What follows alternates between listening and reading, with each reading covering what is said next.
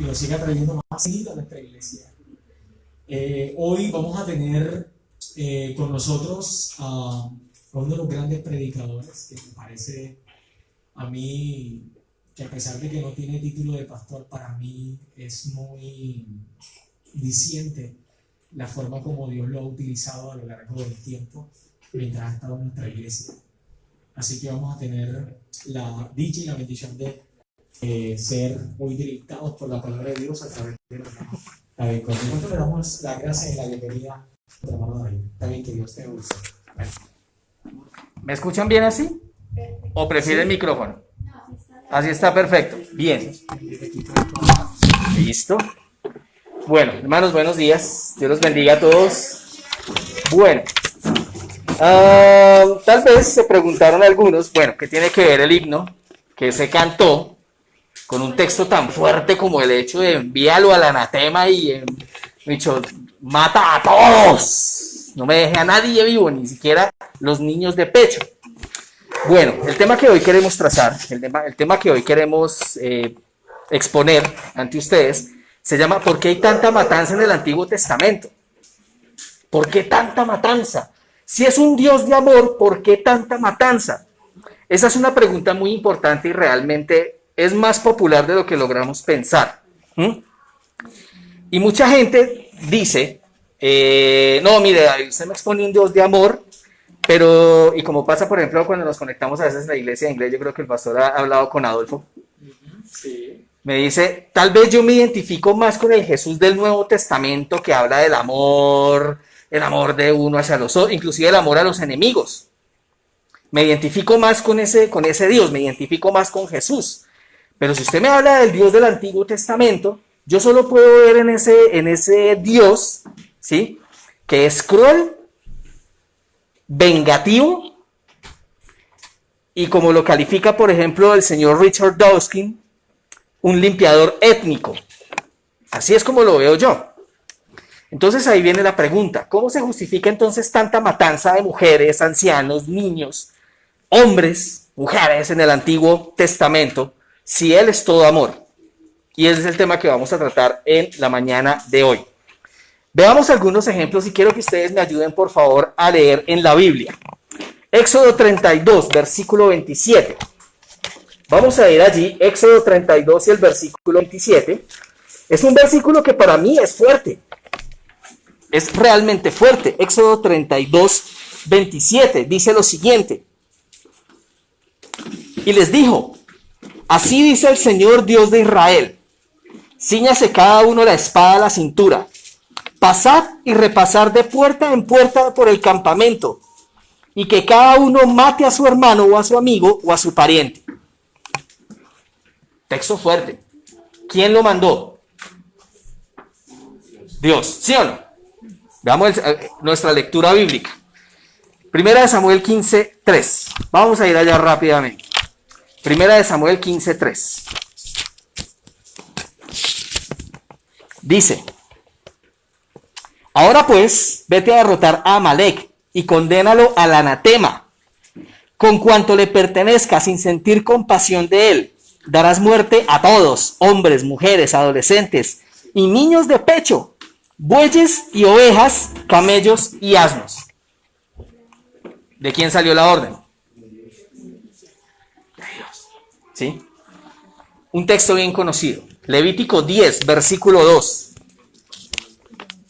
Levítico 10, versículo 2. Ahora, ¿por qué todo esto, hermanos? Miren, nosotros tenemos que dar razón de nuestra fe. Y es necesario contestar a esa pregunta. Levítico 10, versículo 2. Por favor, Ruth, ayúdame a leerlo. Dice la palabra de Dios. Entonces salió de la presencia de Jehová un fuego que los quemó y murieron delante de Jehová. ¿De dónde salió el fuego? Bien. Fuertes, ¿no? Fuertes textos. Bien. Segunda de Reyes 19. Versículo 35. Segunda de Reyes, versículo 19, versículo 35. Quien lo tenga, por favor, ayúdeme a leerlo con fuerza, para que también nuestros amigos. Aconteció que aquella misma noche salió el ángel de Jehová y mató en el campamento de de los asirios a 185.000 hombres. A la hora de levantarse por la mañana, todo era cuerpos de muertos. Entonces vemos que el ángel de Jehová salió y mató a ¿cuántas personas? Bien, en la pantalla, gracias Emily, en la pantalla ustedes están viendo una estadística que precisamente ese autor que les digo, el señor Richard Dawkins, en su libro que se llama God Delusion, además de escribir la siguiente cita que se las leo a continuación, dice: el Dios del Antiguo Testamento es vengativo, sanguinario y un limpiador étnico. En su libro, el hombre sacó un conteo de cuántas personas mató Dios y cuántas personas mató el diablo, que es lo que ustedes están viendo en la pantalla. Aproximadamente, hablamos de casi 2 millones de personas, o un poco más de 2 millones de personas en el Antiguo Testamento. Ahora, el hecho es que la Biblia efectivamente lo comprueba, que así pasó. Sin embargo, gracias a Dios, la misma Biblia nos va a dar la luz de por qué sucedió todo esto. ¿Cuál es la razón? ¿Cuál es el motivo? Debemos entender lo siguiente. El primer punto que hay que tocar es entender cuál es el carácter de Dios. Entonces, cuando se miran las acciones de Dios y no miramos su carácter, es ahí donde logramos malinterpretar sus acciones. Aún dentro de la iglesia logramos malinterpretar muchas acciones de Dios, precisamente porque miramos sus acciones, pero no su carácter. En ese orden de ideas, es muy recurrente, y aún en el Nuevo Testamento, que cuando se nombra el caso de Ananías y Zafira, aún logremos decir, pero ¿cómo un Dios de amor puede hacer eso? ¿Qué pasó con ese Jesús que habla de amor? Todo eso. Bien. Christopher Hitchens, periodista, escribió lo siguiente en un diario en el año de 1998. El Dios del Antiguo Testamento es un Dios masacrador y es un matador indiscriminado. Otros lo acusan a Dios precisamente de crímenes de lesa humanidad. Estos argumentos precisamente no toman en cuenta todo el panorama completo de lo que sucedió en estas matanzas. Vamos a ir a la Biblia. Jeremías capítulo 31, versículo 3. Vamos a ir a empezar a desarrollar este tema. Jeremías capítulo 31, y vamos a leer el versículo 3. Me gusta que sea participativo, hermanos. Ayúdenme a leer el versículo, por favor. Jehová se me manifestó hace ya mucho tiempo,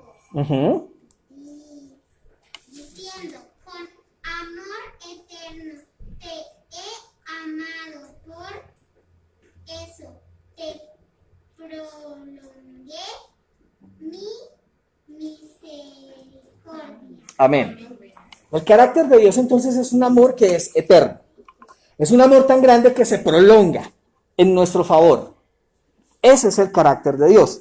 En una primera instancia, y aunque puede sonar precisamente contradictorio por los versículos que acabamos de leer, realmente el carácter de Dios es un amor eterno. Es un amor que se prolonga. No es un juez iracundo que a la primera que pasa, ¡ras! No pasa eso. Éxodo 34, versículo 6. Éxodo 34 y el versículo 6. Si lo tienes, dale. Dice la palabra de Dios: Jehová pasó por delante de él y exclamó: Jehová, Jehová, Dios fuerte, misericordioso y piadoso, tardo para la ira y grande en misericordia y verdad. Amén. Entonces fíjense que todos aquellos que tuvieron una relación cercana con Dios lo calificaron de la misma manera, desde Génesis hasta Malaquías, como un Dios bondadoso, un Dios tardo para la ira, un Dios perdonador, un Dios que precisamente se muestra paciente. Es un Dios que precisamente con sus acciones mostraba realmente quién era. Así que en ese orden de ideas, el propósito de Dios era que Israel fuera una nación que revelara su carácter, fuera una nación que revelara su amor por las naciones que estaban alrededor. Ese era el propósito de Dios con Israel. Por eso hizo lo que hizo con ellos, por eso los escogió como un pueblo especial. Ahora, ¿será muy diferente en nuestros días? Definitivamente no es así, no es diferente. Entonces, en ese orden de ideas, cuando vemos tanta matanza, tantos versículos que hemos visto donde se dice mata niños, mata mujeres, mata hombres, tenemos que ver que precisamente Dios en su propósito, en su amor, quería que esas naciones cananeas, amalecitas, todas estas religiones que conocemos como religiones paganas, fueran impactadas por la influencia de los israelitas. Que fueran precisamente llamados a volver al Dios verdadero y que de esa manera fueran al santuario y adoraran al verdadero Dios y conocieran la verdadera religión. Ese era el propósito de Dios. Ahora, ¿qué fue lo que pasó? Vamos a ir allí. Isaías 56. Isaías 56, versículos 6 al 8. Isaías 56, versículos 6 al 8. Dice la palabra de Dios, y a los hijos de los extranjeros que sigan a Jehová para servirle, que amen el nombre de Jehová para ser sus siervos, a todos los que guarden el sábado para no profanarlo y abracen mi pacto. Amén. Entonces estamos viendo que en Isaías 56, 6, Dios siempre hace una invitación a los extranjeros. ¿Sí o no?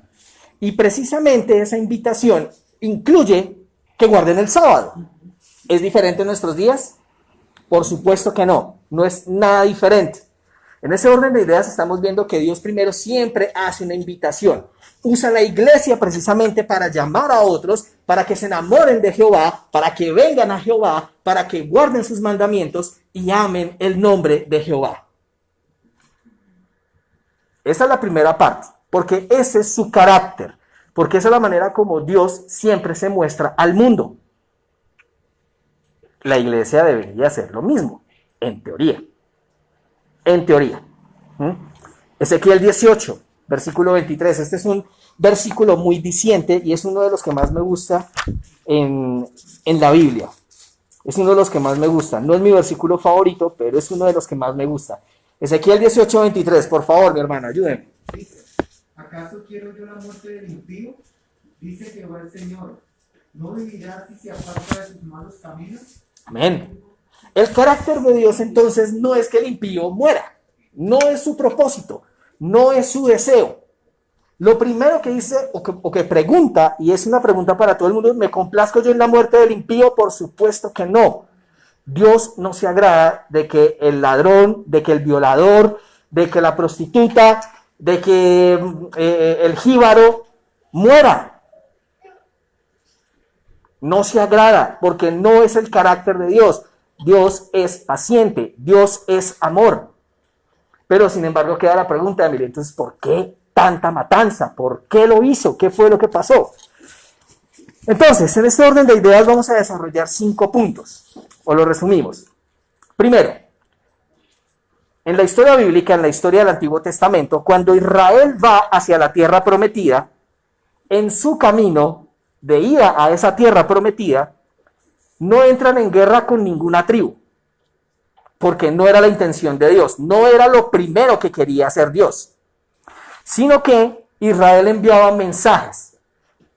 Parafraseando decía, pasaremos por la tierra, no vamos a tomar ni sus rebaños, no eludiremos sus, no vamos a invadir sus aldeas, ¿sí?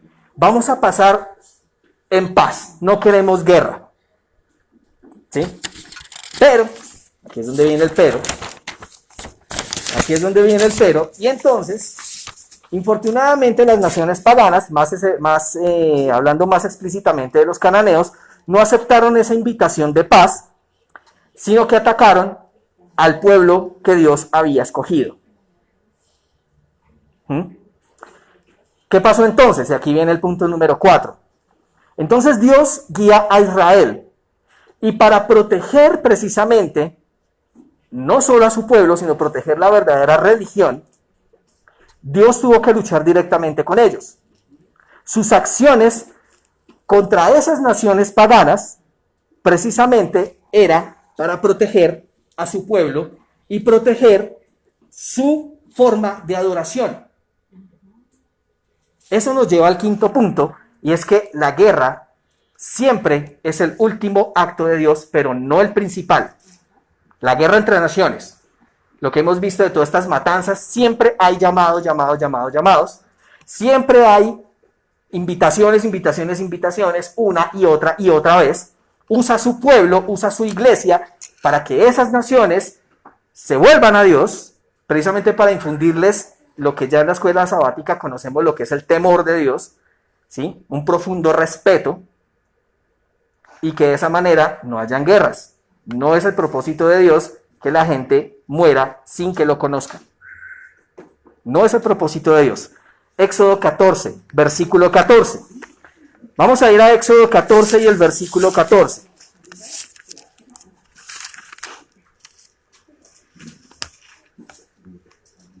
Dice, Jehová peleará por vosotros y vosotros estaréis tranquilos. Ahora, calculando, ¿cuántas invitaciones envió Dios a Faraón? En número, ¿cuántas invitaciones le hizo? Como 10. Fueron como 10 más o menos. No fue una. Fueron varias. E insistió, Jehová insistió a través de sus siervos, pero Jehová insistió. Faraón endureció su corazón, armó guerra contra su pueblo, y Dios tuvo que defender a su pueblo. ¿Peleó el pueblo? ¿Quién hizo entonces, o quién defendió al pueblo? Fue el mismo Jehová. Por eso lo dice el versículo, me encanta como dice, Jehová combatirá por vosotros y vosotros no tendréis que hacer nada. Así que en ese orden de ideas, finalmente Israel, si Dios no libera a su pueblo, finalmente Israel sería espiritualmente exterminado. Aún así sabemos por la historia bíblica que ellos salieron con muchas ideas de toda esta culturización pagana, toda esta forma de adoración pagana, que más adelante se vería en Éxodo 32, con la cuestión del becerro de oro, y las personas pues, que finalmente no quisieron arrepentirse, pues se tuvo que tomar una decisión fuerte con el fin de que su pueblo no se vea contaminado, con el fin de que su pueblo precisamente preservara en la verdadera religión, precisamente para adorar al verdadero Dios de la forma en que Dios dice, porque si no todo sería un caos. Fue lo mismo que pasó en el cielo, exactamente lo mismo. Si Dios no pone un paro, todo el cielo se hubiera contaminado con las ideas de Satanás. ¿Pero por qué lo hizo Dios? Porque en su amor tiene que defender a su pueblo, tiene que defender sus formas de hacer las cosas, y de esa manera que no se vayan a perder, que se preserve. Entonces, ¿qué iba a hacer Dios? Dios entonces tenía que infundir temor en los corazones de esas naciones paganas, llámese egipcios, llámese cananeos, amalecitas, con el fin de que lo conozcan realmente como es, con el fin de que tuvieran ese deseo de conocer a Jehová y conocer precisamente qué es lo que Él ofrece, que es la vida eterna. Por eso lo dice Jesús, que te conozcan a ti. ¿Qué más dice? El único Dios verdadero y a Jesucristo a quien tú has enviado. Sí. ¿No? Ok. Deuteronomio 7, versículo 20. Deuteronomio 7, versículo 20. Dale. También enviará Jehová tu Dios avispas contra ellos hasta que perezcan los que queden y los que se hayan escondido de tu presencia. Bueno, cuando vemos un enjambre de avispas, generalmente, ¿qué hace el ser humano? Preferiblemente correr. Fíjense que hasta Dios prefiere usar avispas antes que exterminar una nación. Prefiere ahuyentarlas, ¿sí? Y Dios tiene que alejar personas que son tóxicas para nuestra vida y que pueden comprometer nuestra vida espiritual con Él.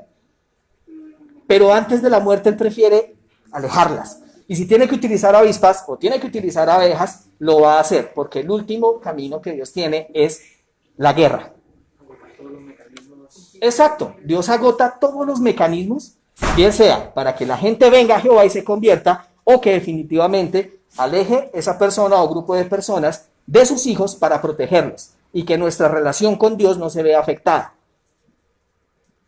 Porque ese es el carácter de Dios. Ahora que soy padre lo puedo entender mucho mejor. No han llegado personas tóxicas a la vida de mi hijo, pero probablemente lleguen niños, niñas tóxicos, pero pues ya uno entiende mejor, no sé, cuando uno es papá ya, sí, ya uno le cambia todo.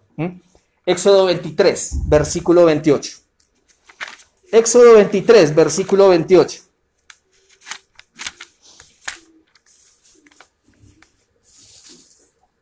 Si lo tienes, dale. Dice la palabra de Dios: enviaré delante de ti la avispa, que eche de tu presencia al hebreo, al cananeo y al heteo. Amén. Amén. Entonces, ¿Dios es un cruel, iracundo juez? No. ¿Qué quería Dios entonces con estas naciones paganas? Si definitivamente no querían, de lejitos entonces. Pero a mi pueblo especial, déjenmelo quietico. Déjenmelo quietico. Así que, para entender un poco más, pues vamos a ver unos aspectos muy chiquitos de cómo eran esas naciones paganas, para poder entender por qué Dios entonces prefería alejar esas naciones, para que los jóvenes que están acá y los que están viendo en las redes sociales entiendan por qué a veces Dios, inclusive nuestros padres, nos dicen que es mejor que no frecuentemos ciertas personas. ¿Cómo eran estas naciones paganas? Uno, eran brutales y completamente agresivas. Nada más hay que ver lo que pasó en el estadio. Ahí está. Ahí está. Pero sí se puede jugar fútbol en paz. Ellos estaban comprometidos con prácticas como la bestialidad, el incesto, la zoofilia y el sacrificio de niños. Sí, claro, actos completamente condenables. Pero si Dios no aleja a esas naciones de su pueblo, el pueblo se contamina y termina haciendo lo mismo. Fíjense nomás la historia de Primera de Reyes. ¿Qué era lo que estaba haciendo el pueblo profeso de Dios? ¿Cómo era entonces que ellos estaban celebrando ese culto, aparentemente a Dios, pero en realidad era Baal? El culto era tan similar, cuando ustedes estudien bien esa historia de Primera de Reyes 18, el culto era tan similar que la gente no sabía muy bien si esos sacrificios en realidad eran malos o eran buenos. Por eso ve que Elías les dijo, están cogiendo de un lado para otro, o es uno o es el otro. No es lo mismo que dice Jesús en la iglesia de la Odisea, calientes o fríos, pero decidan. Pero la cosa es que Satanás hace las cosas tan similar, no igual, pero tan similar a como Dios las hace, que su pueblo tiende a confundir y mezcla lo santo con lo profano. Por eso Dios tiene que hacer limpieza en su iglesia. Pero es Dios quien la hace, como decía el pastor José Evangelista hace 8 días. No es uno quien es Dios quien la hace. Tercero, generalmente las actividades sexuales estaban completamente desviadas, pero para ellos era normal. ¿Qué estamos viendo hoy en día? Matrimonio igualitario, espero que Facebook no me quite el video por esto. Matrimonio igualitario, matrimonio con hombres animales. Hasta están declarando que hoy en día la pedofilia no es mala. Es una condición, o sea, lo malo es violar, pero que un adulto tenga un gusto amoroso y sexual por un niño, ya hoy en día la pseudopsicología o la neopsicología lo está calificando como algo que no es malo. ¿Sí? Ya dejó de ser una parafilia para ser una condición, que no es lo mismo. Entonces, cuando esa sociedad es así, cuando pasa todo esto, Dios tiene que alejar a su pueblo, tiene que guardarlo. Entonces, la destrucción, mis queridos hermanos y hermanas y los que me están viendo por las redes sociales, la destrucción de todas estas naciones no fue por la gente, no fue porque usted es negrito, o porque usted es asirio, o porque usted no fue por eso, era por sus prácticas. La destrucción de esta gente se debió a que sus prácticas estaban amenazando la verdadera religión y al mismo tiempo estaban amenazando la libertad de conciencia y sobre todo aquellos que decidían decir, yo sigo a Jehová, mi casa y yo serviremos a Jehová. ¿Cuál es la diferencia entre una persona que le diga no a Jehová? ¿Qué hace Jehová? Yo te amo tanto que te dejo libre. Estos paganos, si no se adoraban a sus dioses, inmediatamente, corte marcial, te quitaban la cabeza o peores males por ahí. Esa es la gran diferencia. Deuteronomio 7. Deuteronomio 7, versículos 3 al 6. No emparentarás con ella. No darás tu hija a su hijo, ni tomarás a su hija para tu hijo. Porque apartará de mí a tu hijo que serviría a dioses ajenos. Entonces el furor de Jehová se encenderá contra vosotros y os destruirá bien pronto. Pero si habéis de hacer con ellos sus altares, destruiréis y quebraréis sus estatuas, destruiréis sus imágenes de acera y quemaréis sus esculturas en el fuego. Porque tú eres pueblo santo para Jehová tu Dios, y Jehová tu Dios te ha escogido para que le seas un pueblo especial más que todos los pueblos que están sobre la tierra. Amén. ¿El problema era la gente? El problema era las prácticas. ¿Por qué entonces en aquel tiempo Dios les dijo no se vayan a emparentar ni a casar ni con los hititas ni con los jebuseos? No era por una cuestión étnica, era porque sus prácticas los iban a alejar de Dios. Eran contrarios a la voluntad de Dios. Y finalmente, si había familia, si había niños, pues para dónde iban a, o dónde es la tendencia para dónde iba a ir, a estar lejos de Dios. ¿Será diferente hoy en día? Miren, jóvenes, háganle el caso al yugo desigual, por favor. Hay que tener cuidado con eso, claro, ¿no? Pues se levanta, hay niños. Y si la mamá o el papá quieren venir aquí al sábado, pero la otra persona no es conversa, van a empezar los choques fuertes. Y hay muchos casos que conozco, pastor, ¿sí? Donde niños adventistas, en ese tiempo niños adventistas llegaban y decían, no, mi papá me decía que nos quedáramos a ver los Simpsons el sábado y yo me quedaba con mi papá. ¿Por qué? Porque nuestra tendencia nos va a llevar más al otro lado que acercarnos a Dios. Por eso Dios dice, no. Deuteronomio 12, versículos 2 y 3.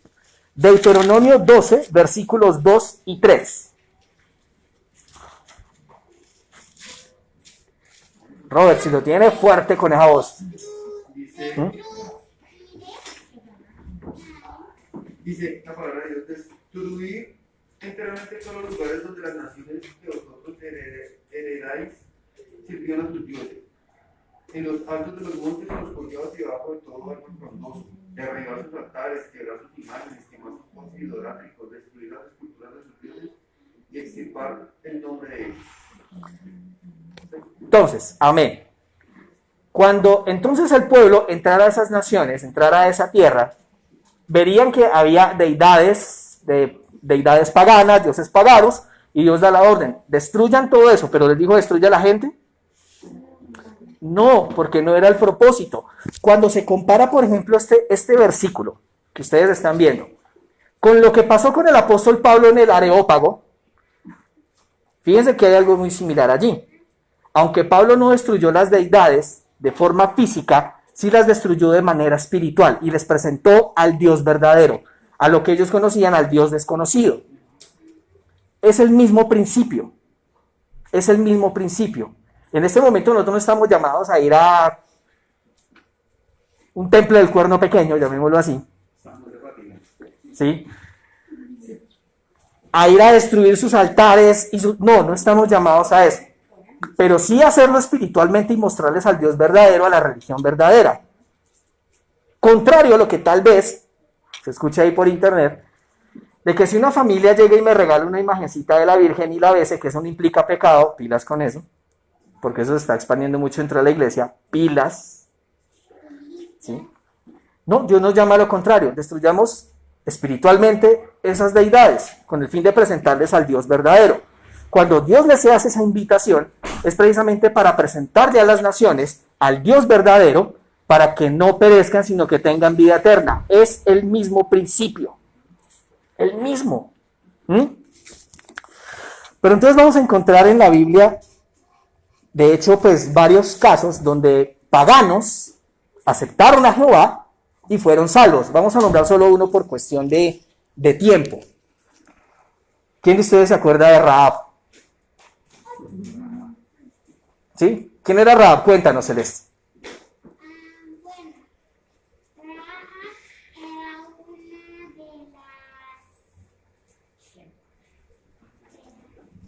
de las... Eso, que te ayude la mamá.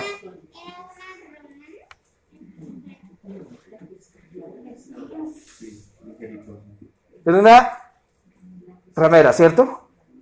ramera. Sí. ¿Y qué pasó? Se convirtió, creyó en Dios, ¿no? Exacto. Y le creyó a Dios, creyó en Dios y le creyó a Dios. ¿Y se salvó de toda esa destrucción? Por supuesto que sí. ¿Pero por qué fue? Porque aceptó el llamado. Porque Dios hace llamados y el que lo acepte, genial. Exactamente.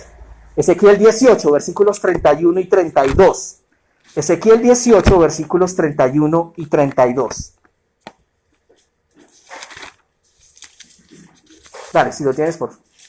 Dice la palabra de Dios: echad de vosotros todas vuestras transgresiones con que habéis pecado, y haceos un corazón nuevo y un espíritu nuevo.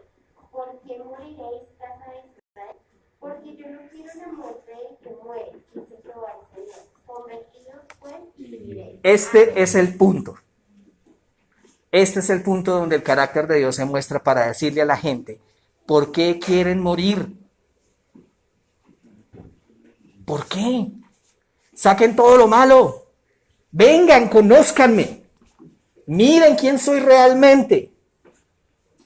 Estoy dispuesto a perdonar absolutamente todo lo que usted hizo. No importa si usted es prostituta, violador, matón, jíbaro. Yo estoy dispuesto a perdonarle a usted lo que sea y lo que haya hecho, pero venga y viva.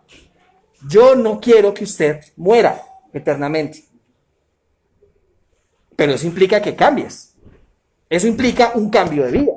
Eso implica que si antes robabas, ya no, como dice el apóstol Pablo. ¿Sí o no? Eso implica que si usted, hacía cosas, pues ya no las haga. Pero eso implica un cambio.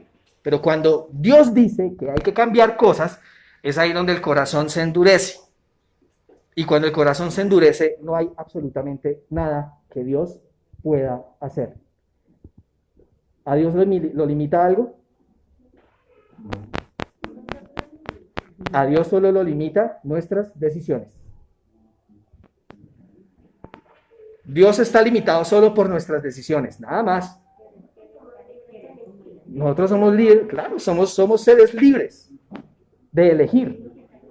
Pero si yo elijo estar lejos de Jehová, ahí se limita Dios para hacer algo conmigo. Se limita completamente. Ahora, un dato de suma importancia para seguir desarrollando el tema. Precisamente los cananeos tuvieron más de 400 años para aceptar a Jehová. 400 años. O sea, esta destrucción no vino repentina para ellos. Tuvieron 400 años. ¿Cuánto tiempo tuvieron los antediluvianos? 120 años de advertencia. O sea que fueron mensajes tras vez, y vamos a comprobarlo. Hebreos 11, versículo 31. Hebreos 11, versículo 31. Dale, si lo tienes, léelo fuerte, por favor. Dice la palabra de Dios: por la fe de Rahab, la ramera, no pereció juntamente con los desobedientes, porque recibió a los espías el pan. Por la fe. Recibió. Dios envió sus mensajes. ¿Será que solo se los envió a Rahab? No. Se los envió a todos los cananeos. Y como les decía, el dato interesante es que tuvieron 400 años, un poco más de 400 años. Y en 400 años no aceptaran, ¿habrá excusa? ¿Cuánto tiempo le quedará a esta tierra? No sabemos. Si les dice que en el 2031, no le crean. ¿Mm? Pero todos recibiremos la misma invitación. Todas las personas recibirán la invitación y no habrá excusa. No habrá excusa. ¿Qué es lo que mejor podemos hacer? Aceptemos esa invitación. Ahora, tal vez de pronto usted siga incrédulo y diga, David, pero es que tal vez todas las personas no conocían. Tal vez todo el mundo no sabía. Josué capítulo 2. Y con esto terminamos. Josué capítulo 2. Y por favor ayúdenme a leer los versículos 10 y 11. Josué capítulo 2, versículos 10 y 11.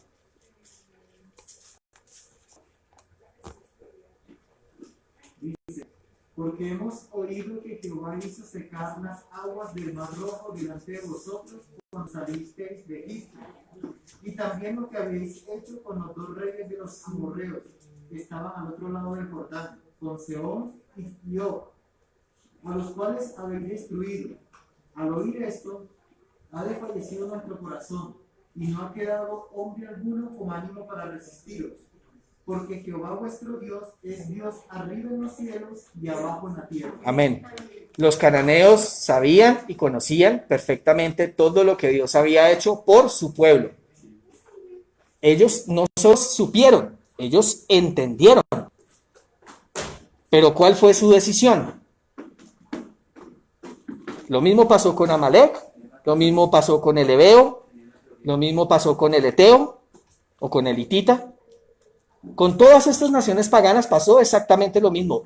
Todos sabían quién era Dios, todos conocieron sus hechos, supieron lo que Dios hizo por su pueblo, a fin de protegerlo, a fin de amarlo, y ellos recibieron la invitación. Pero por todo ese montón de años no quisieron aceptar, y finalmente les vino la destrucción.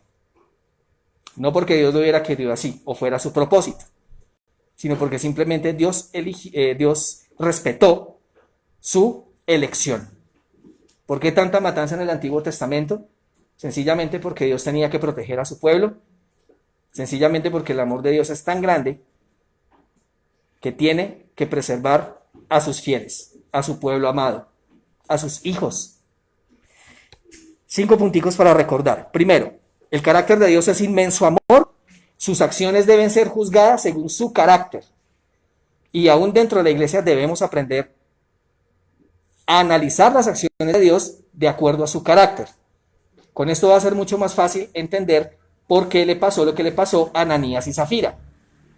El pecado fue tremendamente grande y si no se corregía, el pueblo lo iba a repetir. Número 2. Dios hizo absolutamente todo lo que estaba a su alcance para alcanzar a los pueblos paganos, para que dejaran su falsa religión, su vana manera de vivir, se convirtieran a Jehová y de esa manera vivieran y no murieran eternamente. 3. El amoroso carácter de Dios quiere que su pueblo sea un embajador en todas las naciones para mostrar a Dios como realmente es. 4. Para evitar la guerra, Dios tiene que usar diferentes métodos para alejar a la gente con el fin de que su pueblo no se vea contaminado. En este caso usó avispones, usó abejas, otras cosas. Y lo más importante es que Dios a cada uno de nosotros, inclusive los que no creen, siempre da múltiples oportunidades. El Espíritu Santo todavía no se ha retirado de la tierra. Por ende, el Espíritu Santo, así como pasó en Génesis 1, sigue sobrevolando sobre cada persona a fin de que atienda al mensaje que Dios le quiere dar y sean salvos, para que no se pierdan, sino para que tengan ¿qué? Amén. Amén. Y al final de todo esto, pues sabemos que muchas personas van a morir, lastimosamente. No podemos tapar el sol con un dedo. Muchas personas van a perecer por su propia elección. Pero mientras eso no pasa, y esta es la mayor invitación, reflejemos el carácter de Dios, Iglesia de Cristo. La iglesia por la cual Dios y el Señor Jesús ponen su máxima consideración y no hay otra iglesia, y no la habrá. Somos un pueblo escogido. Y es necesario mostrarle a Dios, a todas estas personas, con el fin de que vengan y se conviertan a Jehová. Y de esa manera, y terminamos con este versículo, Ezequiel 18:23. Ese iba a ser el versículo para leer, pero bueno, lo cambiamos a última hora. Para que la gente entienda precisamente, Ezequiel 18:23. Y dice: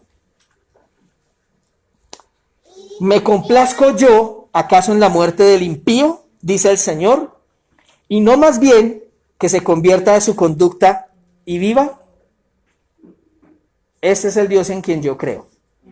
Y este es el Dios que nos está llamando a todos nosotros, inclusive a los que no creen, para que vengan a Él y sean salvos. Ese es el Dios que yo predico. Terminamos con una oración corta y terminamos con nuestro himno número 57. Mientras tanto, me despido de los amigos en las redes sociales que nos están acompañando. Gracias por estar con nosotros. Y terminemos con una oración. Ahí sentaditos donde estamos, vamos a inclinar el rostro y vamos a orar. Padre Celestial, te damos gracias porque tu palabra misma nos muestra cómo hemos de mirar tus acciones, no juzgarlas, sino mirarlas. Tal vez es difícil para muchos creer que eres amor cuando hay muchos hechos en la historia que tal vez muestran lo contrario. Pero cuando miramos tu carácter, cuando miramos realmente cuáles eran los propósitos detrás de todo esto, podemos vislumbrar a un Dios que ama a su pueblo especial, que ama a ese pueblo que ha decidido aceptarlo como su único Dios, como su único Salvador, y que ha elegido adorar al verdadero Dios. Queremos implorarte, Señor, que nos ayudes a entender más tu carácter, a conocerte más cada día, y que de esa manera nosotros como tu iglesia, como tu pueblo escogido, podamos mostrar ese carácter y las personas de allá puedan ver en nosotros a ti para que te conozcan y de esa manera puedan acceder a la vida eterna. Ayúdanos, Señor, porque a veces no mostramos tu carácter. A veces mostramos más un carácter bélico como los paganos. Ayúdanos a mostrar realmente tu amor a los demás y más aún a nuestros enemigos. Que los enemigos vean que somos diferentes, que nuestros enemigos vean que no somos vengativos, sino que somos pacientes y tardos para la ira, y que de esa manera puedan ver realmente al Dios en quien nosotros creemos y seguimos. Gracias por escucharnos y acompáñanos durante este resto de sábado en el nombre de Jesús en sus méritos. Amén, Señor. Amén.